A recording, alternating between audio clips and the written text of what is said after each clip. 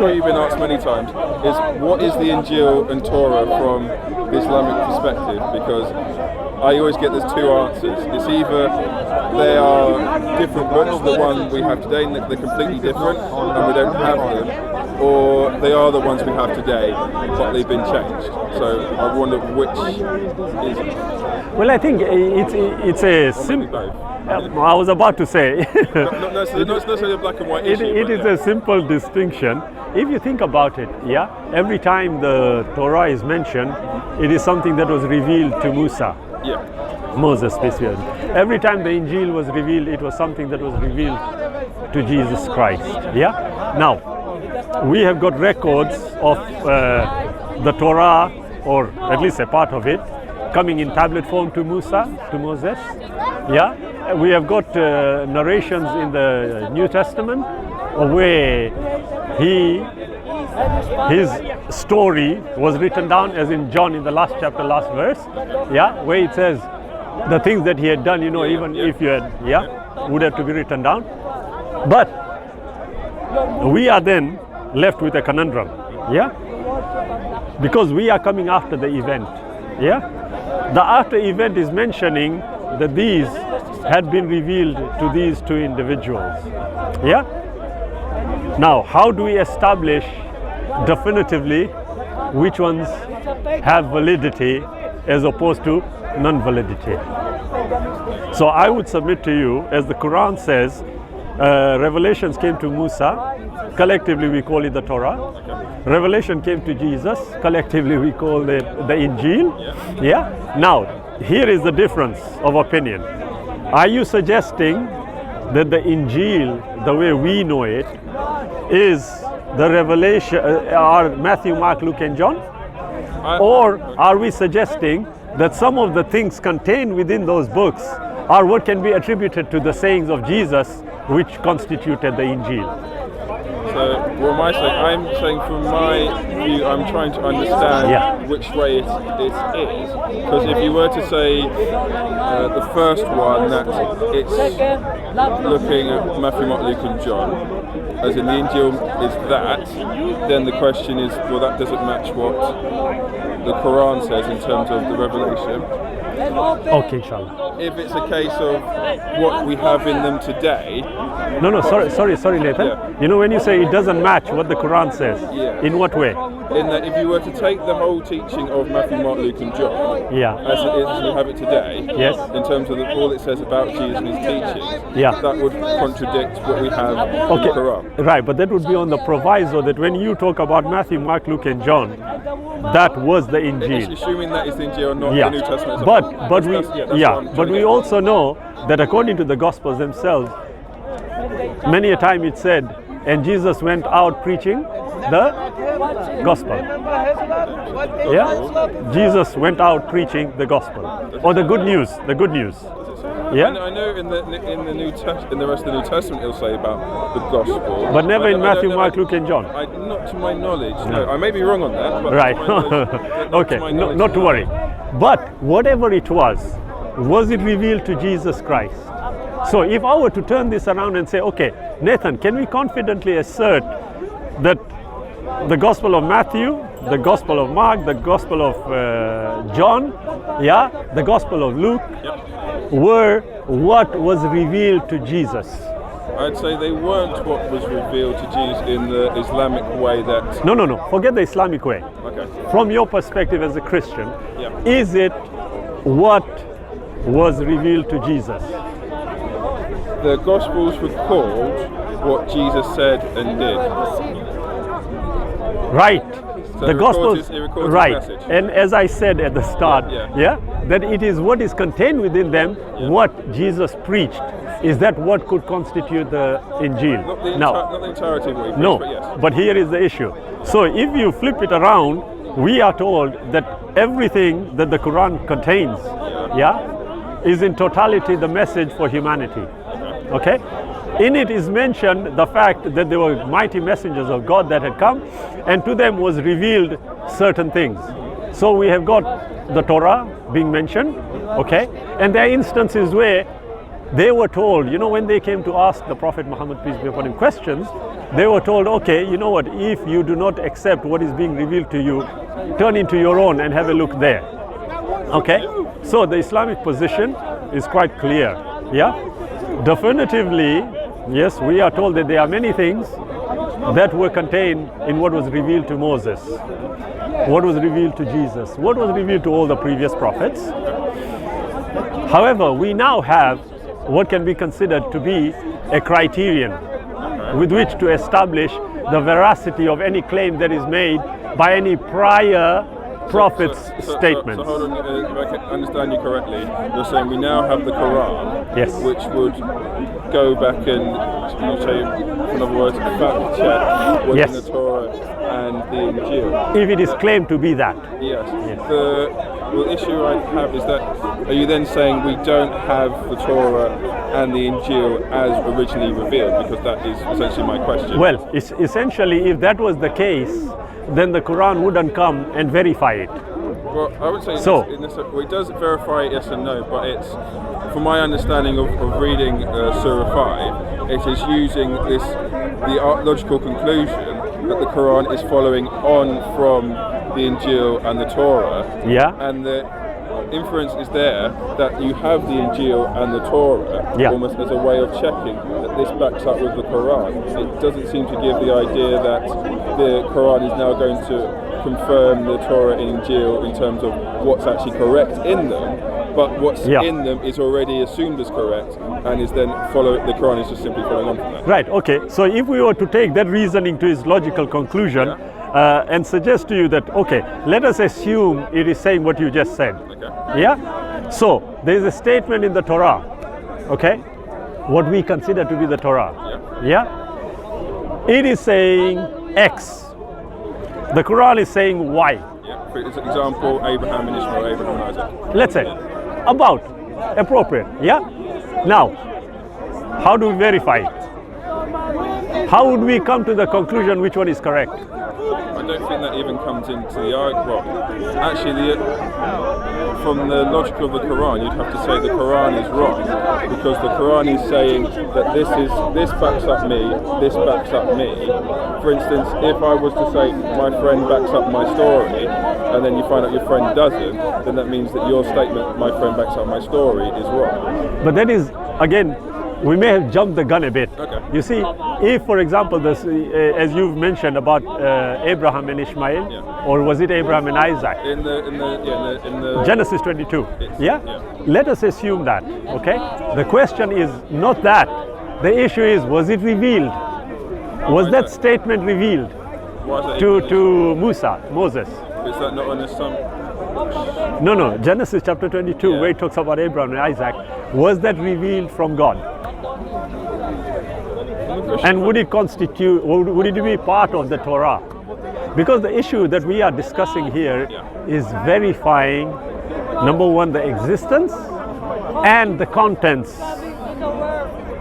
of the Torah and the Injeel, according to your reasoning. Yeah, essentially, So, do we have it today? And if we don't, exactly. where is Now, it? here is my view. From the Islamic perspective, if you look at what the Quran says, it's clear. Yeah, it tells you it was revealed to Moses, it was revealed to Isa. It culminates in the Quran that was revealed to the Prophet Muhammad, peace be upon him. It mentions the previous scriptures. Yeah, what was revealed? The Suhuf was revealed to Ibrahim. Yeah. Now, I would logically ask, okay, should we stop only at the Torah and the Injeel? Why can't we go also to the Suhuf of Ibrahim that was mentioned? Yeah. If documents are mentioned, that's one thing. What was revealed is another thing. So, oftentimes I ask, look, the basis of this particular discussion to establish whether it does or it does not exist has to lean on what the evidence actually gives us. Yeah? So, point number one, the evidence is suggesting to us, according to scholarly understanding, that the first 5 books do not constitute the Torah. Do we agree? Why do they not constitute the Torah? Matthew, Genesis, Exodus, Leviticus, Numbers, Deuteronomy. Would you agree that they constitute the Torah that was revealed to Moses? They constitute what's considered the Torah from the Jewish scriptures, yeah. Do you accept that that is the Torah. Yeah, that's what we have. That's the only Torah we have. Now, I did say, according to the consensus of the scholars. Now, when the scholars, and there is a common one everybody knows about, when it is mentioned about Moses dying and his death being recorded, was that revealed to Moses? I believe that bit's meant. Some say that bit is added on later. No. We don't. The issue we have, I guess, with the Torah or the Old Testament as a whole, because it's written so long ago, the manuscripts that we have in terms of date from the original thing are quite a gap. Yeah. But it's still, we have no evidence of there being any other Torah other than what's contained in the Agreed. But the issue is not that. The issue is what you have just pointed out. It is believed by some that may have been added. Yeah. The question we have to ask is, why have they arrived at that understanding? Because you see, I would suggest to you that unless and until you have a measuring yardstick to determine something, you can't determine whether it is or it isn't. So, as an example about Ishmael and Isaac, if we take the view as you just said, that currently that is what constitutes the Torah, but at the same time also accede to the notion that a particular verse may have been added.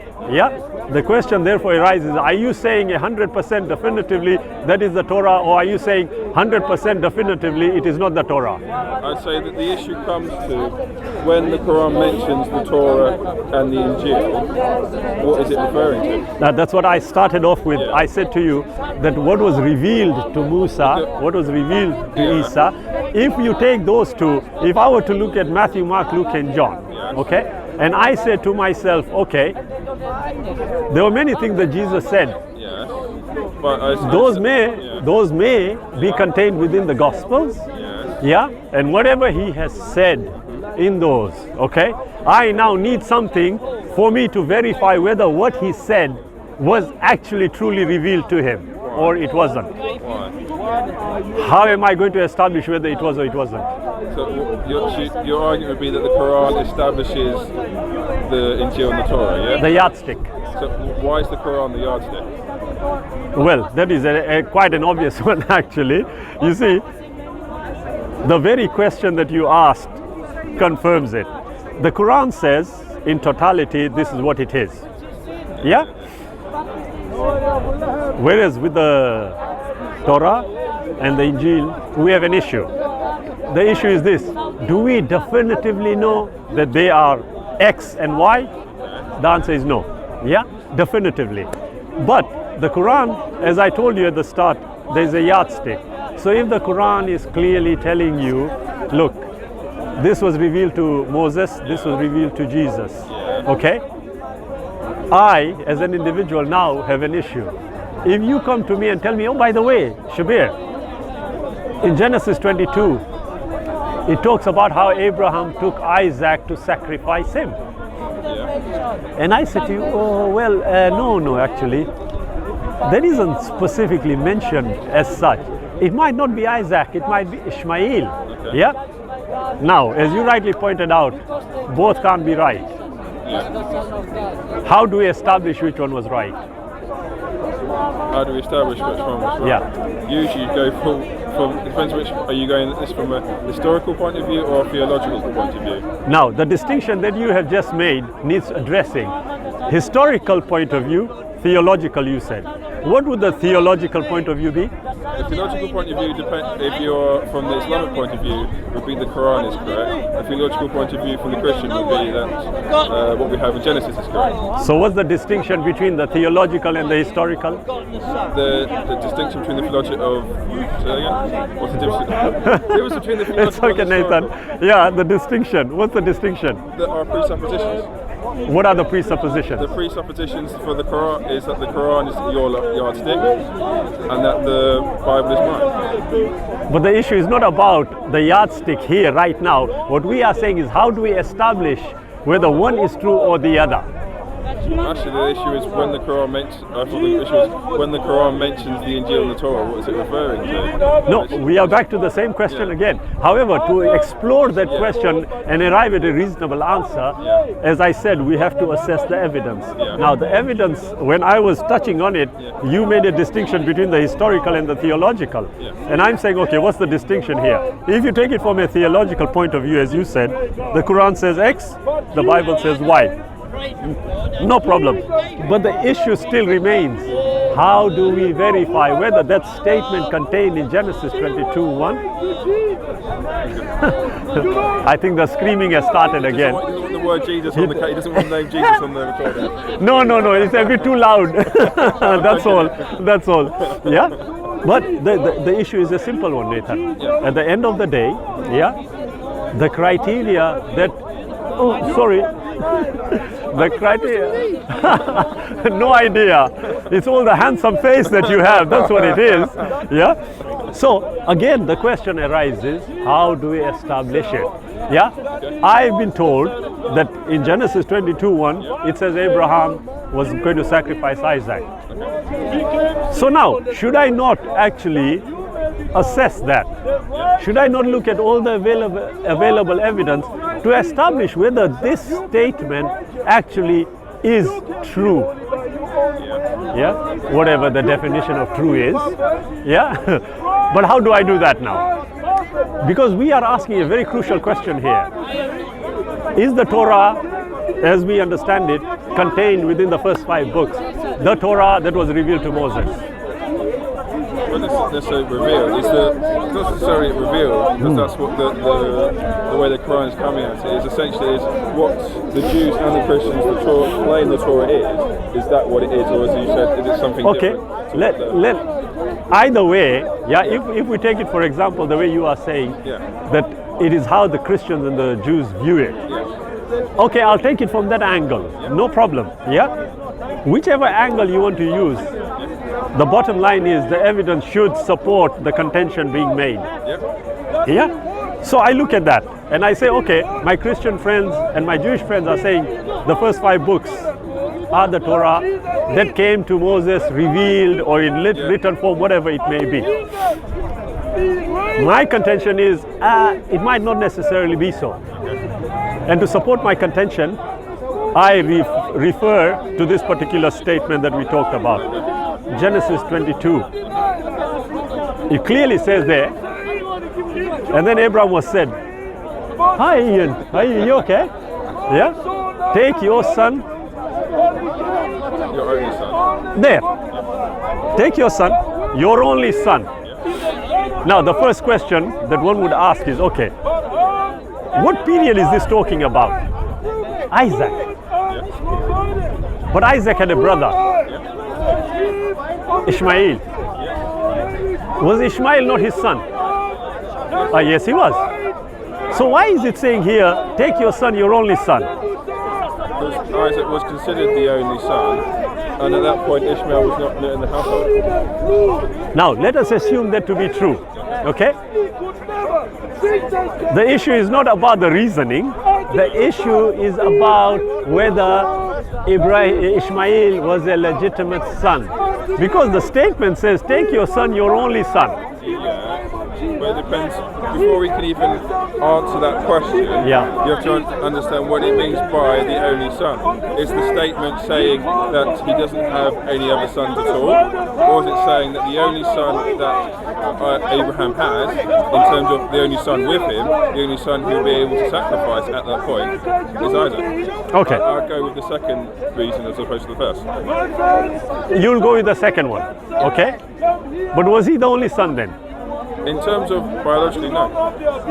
So, how do we know that it isn't talking biological? Well, that's what we have to establish by the fact that when the statement is said to Abraham, he only has one son who he can sacrifice. He does not. We have no evidence to say he knew where Ishmael was. Right, okay. You see, that's in Genesis chapter 22, verse 1. If you go to Genesis 21, verse 11 onward, it actually tells you where Ishmael is. Okay. So it isn't the fact that he didn't know. Yeah. Well, I would say it's the fact that Ishmael is no longer with them. He's told by Ishmael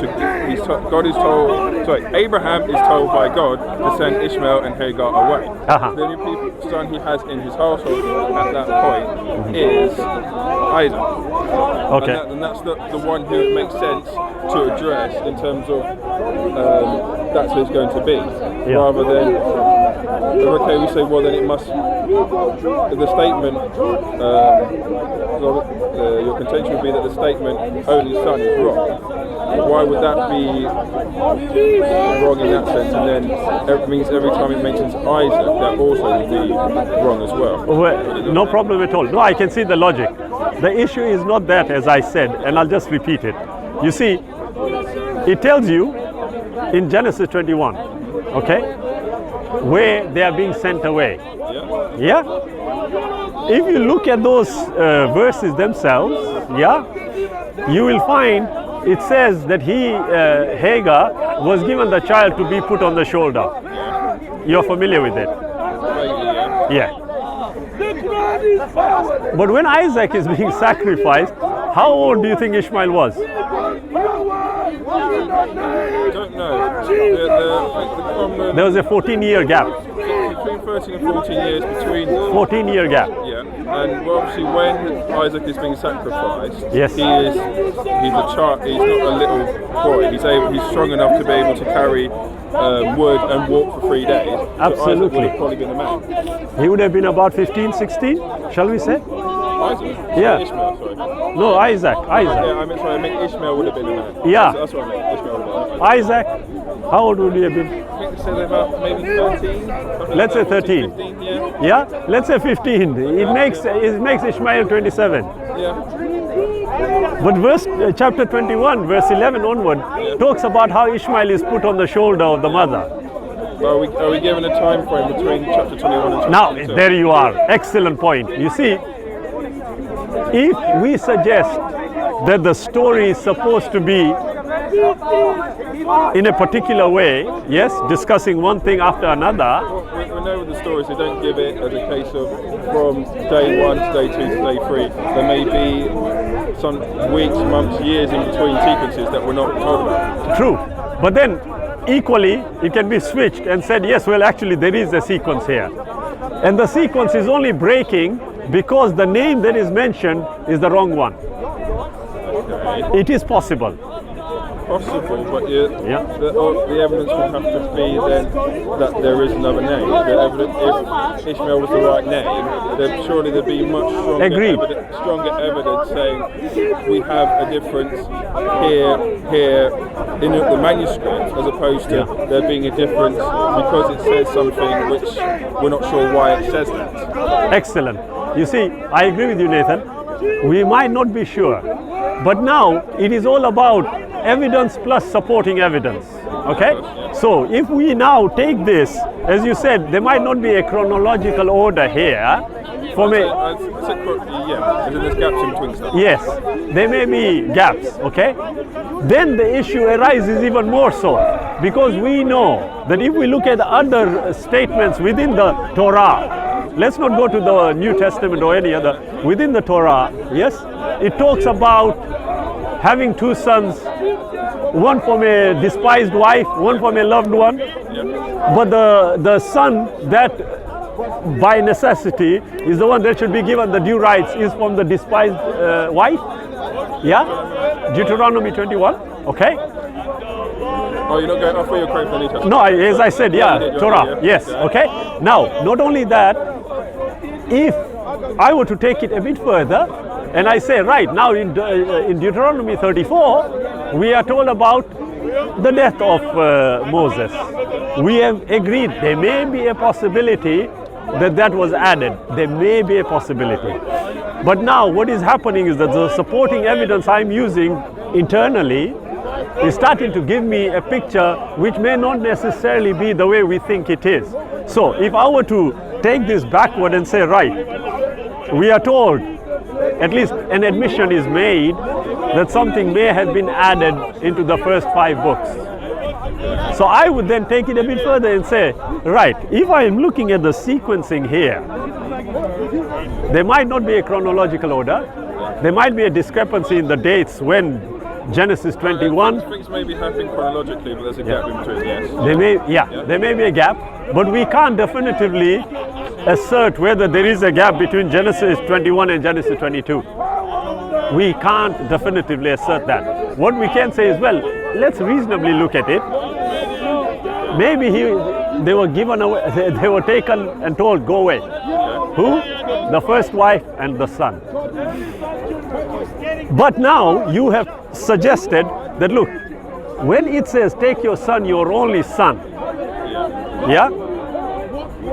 If I go past Genesis, then Deuteronomy, as I just said about the despised son, comes into the equation. I'd have to look into. No problem, no problem. Yeah, the despised son comes into the equation.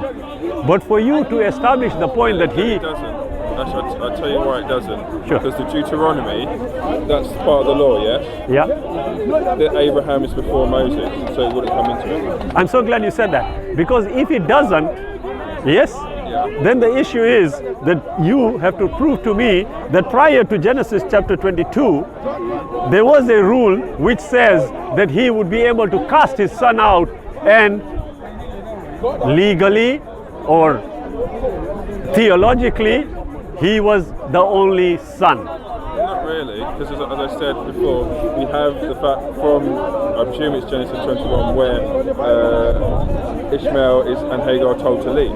Yeah. So he's told to leave, and God, even before that, in I think it's 17, says that he will bless Ishmael, but he makes the statement that the covenant he's going to make is going to be with Isaac. And we see that Isaac is the son whom he intended. Ishmael came about because of what Abraham tried to do in order to fulfill God's promise.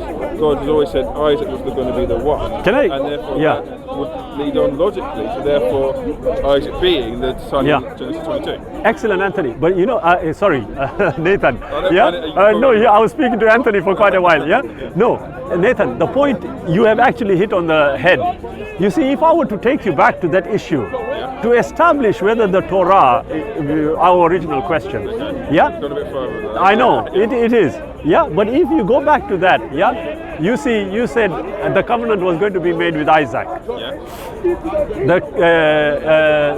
Ishmael was also going to be blessed. Yes. But my question was not that. My question is, where, prior to Genesis 22, do we have any definitive evidence which suggests to us that Ishmael, was not Abraham's son? As I said, I wouldn't take it that Ishmael wasn't Abraham's son. I would take it as when he says that he's his only son, that he is the only son at that point within his household. Right, okay. So we are saying that technically speaking, because he was the only son, the Creator is supposed to have revealed this to Abraham. Well, it's revealing of what was said to Abraham. So if we say sacrifice your son, your only son, Abraham knows who he's talking about because the only son he has with him at that point is Isaac. Right, okay. No problem. It's communicating something to Abraham. Abraham understands who that son is. So there's no, from my view, there's no from your view. Because but this is where the problem comes though. You see, for example, if I were to ask you, and I'm sure you have you've seen this, many of my Christian friends will tell me Abraham had one wife, Sarah, and the maid. I think she became. It says he became his wife. Yes. Sarah gave him as a wife. She had two wives. He had three. Genesis 25, verse 1. He marries a third, Keturah. Okay, so I wouldn't have the information. No worries. Trust me, it is there. Okay. So the question is this: that the moment he married her, married Hagar. Yes. Then any issue legitimately becomes his son. Yes. For us to agree or disagree about the logic behind it, I now would submit to you what we say about the Qur'an and the yardstick. Because now the Qur'an is coming and telling us, well, actually, that did not necessarily happen the way it is being said. If that statement was not there, there would be no reason to doubt the statement in Genesis 22. But the The question is not that the statement's there that people were doubting it, as you'd then have to show that there was, through history, there were people doubting that was referring to Isaac. The reason that you are interpreting that verse that way is because you have the Qur'an as your yardstick. Absolutely. So you are asserting something which you have yet to prove, because you haven't proved the Qur'an is the yardstick, and for the Qur'an's perspective to be true of Ishmael, agreed, you'd have to put forward evidence, positive evidence, that it was Ishmael, as opposed to negative evidence it may not be Isaac, as in maybe your case is something that, okay, it may not be Isaac, that doesn't necessarily mean it means Ishmael. Agreed. You still have to prove that. I agree with you, Nathan. That is the issue, though. That if it's positive evidence, it is like many a thing. For example, just a quick diversion, when the Quran talks about Jesus Christ not being crucified nor killed, that is going totally against the available evidence, correct? The same issue there, that you need positive evidence, but in order to establish evidentially, in absence of what you would consider to be positive evidence, we can rely on circumstantial evidence also. So I'll give you an example. Deuteronomy 34:10. Definitively tell me whether it was added or not. Positive evidence. I can't say definitively. You can't.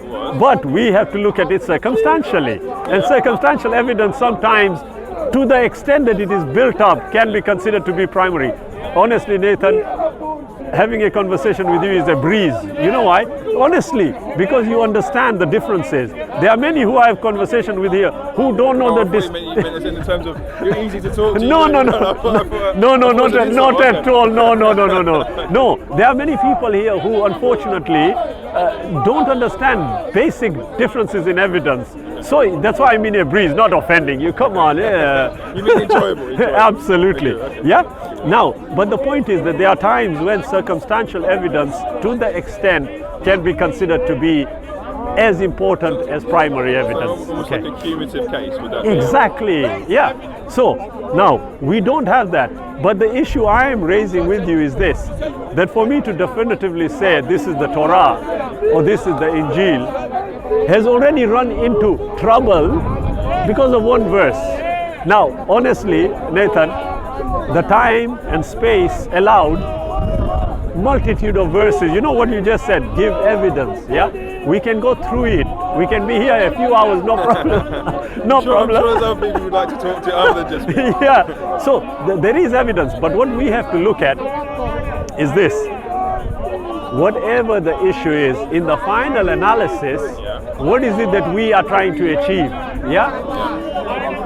I would suggest, I've given you Deuteronomy also. If you have a look at these verses, we can come back to that. But I will tell you one thing. The Quran talks about a revelation that came to Musa. It talks about a revelation that came to Isa. Collectively, Torah and Injeel. No problem. Okay?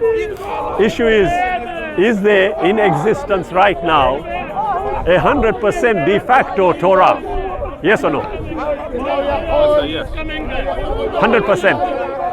As we have existing today the Torah as we know it. The evidence we have, there doesn't appear to be any changes from what has been sent down. There are maybe variations in the manuscripts. We get those. Yeah, that happen with every, absolutely. But there doesn't appear to be any difference in what we have. So I'd say, that's the Torah that we have. Okay. It's certainly the Torah that we had in Jesus' day. Okay. High view on that. Now, do we have a de facto 100% Injeel?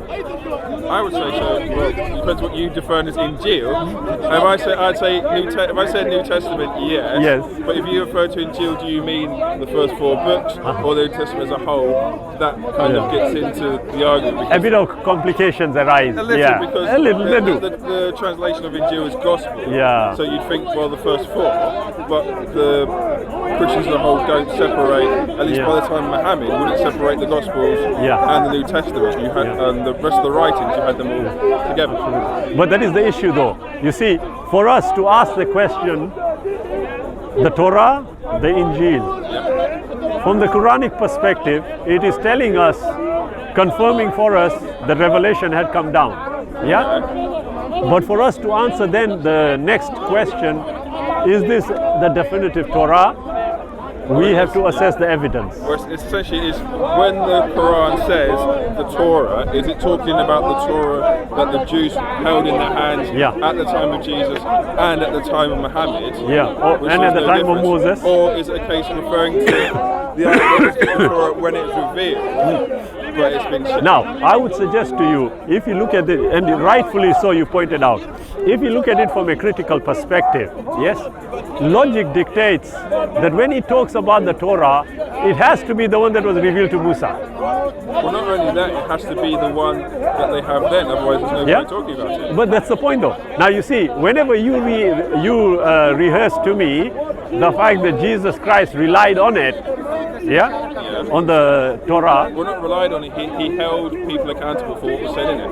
Yes. But now, I can agree with that, but that doesn't necessarily have to be in the written word, does it? In what sense? Well, if Jesus Christ, is saying something and rebuking them for not having followed the Torah, yes, it doesn't have to be in written form because it can be revealed to him. Well, it has to be, because the statements he says, have you not heard, have you not read? Yes. So when he's rebuking them, he's rebuking them for things that they have knowledge of. Absolutely. So the rebuke would not be of revelation that Jesus has, that they were not aware of. And the only thing that they would have been aware of was the Torah or the Tanakh. Agreed. But if you take it the other way around, how was Isa aware of it? How was Isa aware of the Torah? There's two. Are you asking for the Christian answer or the Muslim answer? Because the Christian would say that he was aware of it because he would have been taught it as a child, but also he would have aware of it because he was God. But that's a separate. No, that's a separate issue. Separate issue. That's why I said it. I know what you mean. No. But if you look at it, he was taught as a child. Yes. At the age of 12, he goes into the temple. Yes. And he starts saying things which they are wondering, how did he come out with? Where did he get all that from? Where did he get it from? But I said that he would have got that from the fact that he was God. Oh, now you are going that way, aren't you? Well, you asked the question. That's the only logical answer. For you, I understand. If you read the rest of Luke in that bit, he tells about him learning and continuing to grow. Nathan, on a logical footing, if you say something like that, then you are actually making the admission to me that he didn't need the written form, did he? No, the issue is this. He doesn't need it, but he cannot rebuke someone by saying, have you not read, have you not heard what God spoke to you? Yes. If the person had not been spoken to or did not have the record, it's like me telling you, don't speed, or telling you off for speeding, when no one told you couldn't speed. Agreed. But you see, here's where the problem arises, that if he said it, as a reminder, to accept something, one has to understand it. You can forcefully or ignorantly accept it. Yes, agreed. But if I take it forward, Jesus Christ, if we were to take it from this perspective, well, if he was God, he knew. So the issue of him being revealed to is non-existent. Are you saying that? I said that the issue of being revealed doesn't come up in the way that it's presented from the Quran's perspective.